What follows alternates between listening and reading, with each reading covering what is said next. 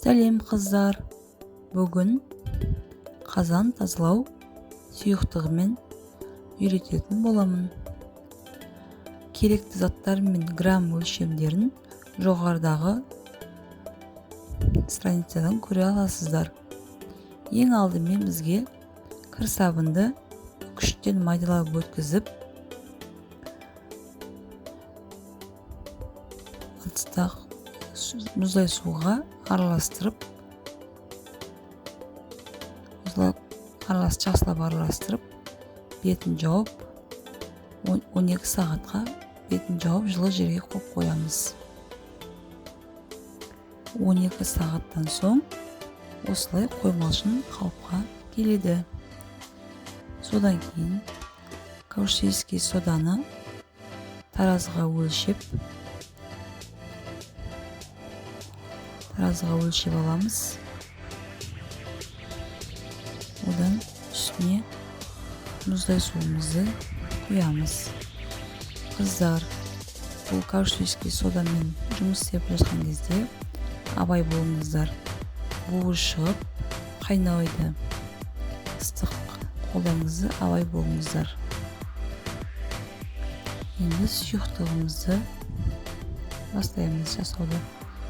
Қоймалжың кір сабынға пищевой соданы саламыз, жақсылап араластырамыз.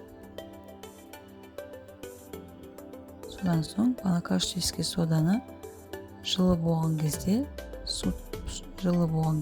құйып араластырамыз. Қолмен миксермен араластырған дұрыс. Азғандай су құйып, жақсылап қоймалжың массаға келгенше араластырамыз. Менде 10 минуттей болды, қоймалжың массаға келді.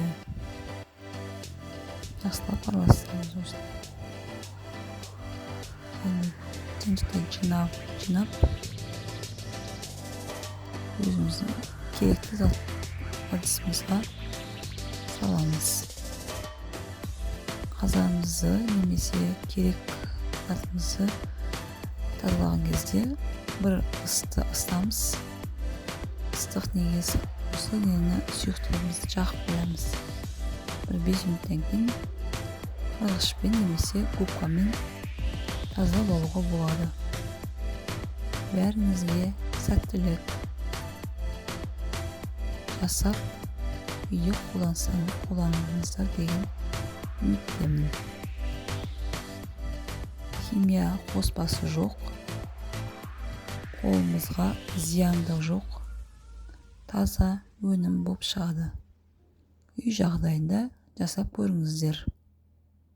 Бәріңізге сәттілік. Результаттар.